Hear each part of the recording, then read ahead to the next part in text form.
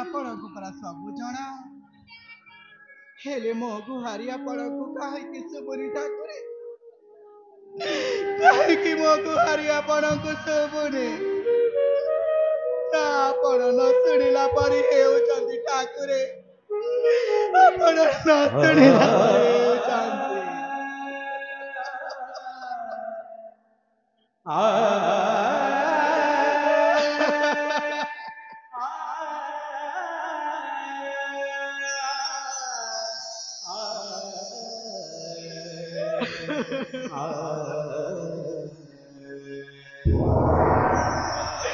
ହେଲେ ଆପଣ ପରା ସବୁ ଦେଖୁଛନ୍ତି ସବୁ ଜାଣୁଛନ୍ତି ହେଲେ ଆପଣଙ୍କ ବିନା ପରା ପତ୍ରଟିଏ ହଲେନି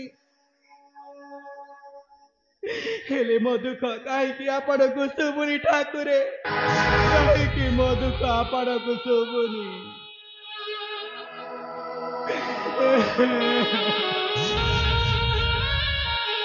हे जगतर कालिया शांत हे नट नागर सतरी कोण मो भाग्य दुःख लेखाई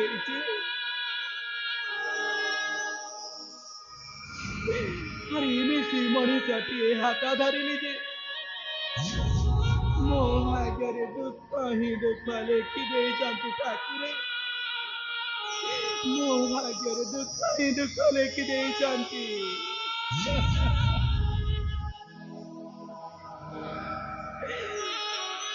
ଆପଣଙ୍କ ପାଖରେ ପରା ରହିବା ପାଇଁ ଶ୍ରୀମନ୍ଦିର ଅଛି ହେଲେ ମୋ ପାଖରେ ରହିବା ପାଇଁ ଭଙ୍ଗା କୁଡ଼ିଆରେ ଦିନ ଯାଉଛି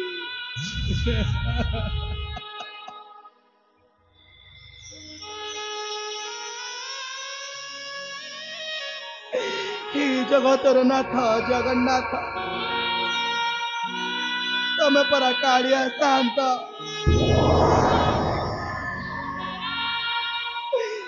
ଆପଣଙ୍କ ପାଖରେ ଖାଇବା ପାଇଁ 56 ଭୋଗ ଅଛି ହେଲେ ମୋ ପାଖରେ ଖାଇବା ପାଇଁ 2 ମୁଠା ବି ପଖାଳ ନାହିଁ ଠାକୁରେ 2 ମୁଠା ବି ପଖାଳ ନାହିଁ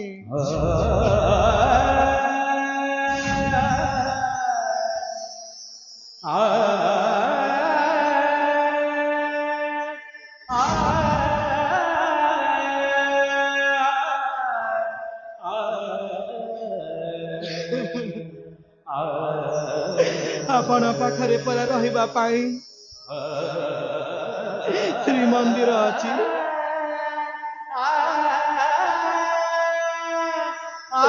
ହେଲେ ମୋ ପାଖରେ ରହିବା ପାଇଁ କଣ ବା ଅଛି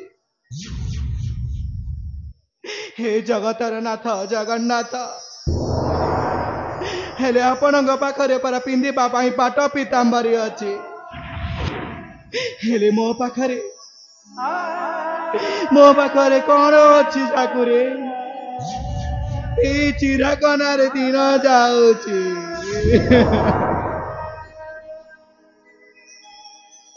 ମୋ ସ୍ୱାମୀ ଏମିତି ମଣିଷ ନା ଜଣେ କଳାକାରଟିଏ ଯେ ଆଜି କି 7-8 ଦିନ ହେଇଗଲାଣି ସେ ଗାଁ ଆଖଡ଼ା ଶାଳକୁ ଯାଇଛନ୍ତି ଯେ ଏ ଯାଇ ତାଙ୍କର ଦେଖା ନାହିଁ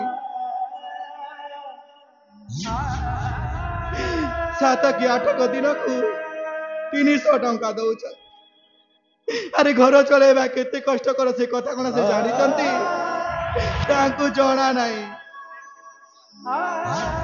ସେ ଆଜି ଆସନ୍ତୁ ସେ ଆଜି ଆସିଲେ ତାଙ୍କର ଦିନକୁ ମୋର ଦିନେ ମୋ ନାଁ ବି ମମତା ନୁହଁ ଦେଖିବି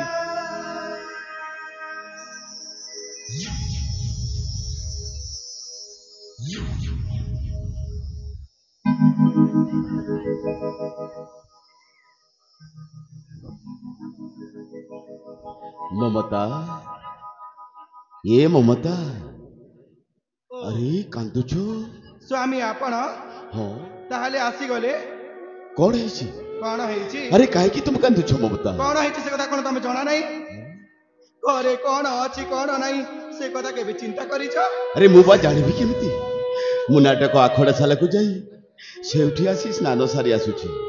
ଘରେ କଣ ହେଇଛି ଜାଣିବି କେମିତି? ପୁଣି ତୁମେ କାନ୍ଦୁଛ କଣ ପାଇଁ ମମତା? କଣ ପାଇଁ କାନ୍ଦୁଛି? ହଁ, ଆରେ 2 ଦିନ ହେଲାଣି ମୁଁ ଭୋକ ଉପାସରେ ଅଛି। କିଛି ଖାଇନୁ? ତମେ ପୁରା ଗାଁ ଆଖଡା ସାରାକୁ ଚାଲି ଯାଉଛ ଯେ ଏ ଯାଇ ଘରକୁ ଫେରିନ। ସ୍ତ୍ରୀଟା ଏକୁଟିଆ ଅଛି, କେବେ ଚିନ୍ତା କରିଛ? ନା, କେବେ ଚିନ୍ତା ତମେ କରିନ। ମମତା ସେମିତି କୁହନି ମମତା। ଆରେ ପାଗଲି, ଏ ରାଜ୍ୟର ସମସ୍ତ ଛୋଟ ବଡ଼ କଳାକାର ଚାହିଁଛନ୍ତି ଏ ରାଜ୍ୟର ଲୋକ କଳା ବିଶ୍ୱ ଦରବାରରେ ଯେମିତି ପ୍ରଦର୍ଶିତ ହେଉ, ସେଇଥିରେ ମୁଁ ବି ଜଣେ ସାମିଲ। ଆଉ ମୁଁ ସେଇ କଳାରେ ମୁକ୍ତ ଥାଇ ଏଇସବୁ ଭୁଲିଗଲି। ତାହା ବୋଲି କଣ ତମେ ଏଇ ଗାଁ ଦଣ୍ଡରେ ମତେ ବେଇଜ୍ଜତି କରିଦେବ? ଏଇ ସମସ୍ତଙ୍କ ସମ୍ମୁଖରେ ତୁମେ ମତେ ଛୋଟ ସଜାଇ ଦେବ? ହଁ, ମୁଁ ଗରିବ ହେଇପାରେ, ମୋର ଇଜ୍ଜତ ମହତ ମାନ ସମ୍ମାନ ବୋଲି ତ କିଛି ଅଛି। ତୁମେ ମତେ ଏଇ ଗାଁ ଦାଣ୍ଡରେ ଲଜ୍ଜିତ କରୁଛ ମମତା। ଏମିତି କରିବା ତୁମର ଭୁଲ। କଣ ଭୁଲ? ତମକୁ ଟିକେ ଲଜ୍ଜା ଲାଗିବା କଥା। ଏଇ ଦେଖିଲ ଦେଖିଲ ସେ ସ୍ତ୍ରୀ ଲୋକମାନଙ୍କୁ ଦେଖିଲ କେମିତି ଜକ ଜକ ଶାଢୀ ପିନ୍ଧିଛନ୍ତି, ସୁନା ଅଳଙ୍କାରେ ପରିପୂର୍ଣ୍ଣ ହେଇଛନ୍ତି।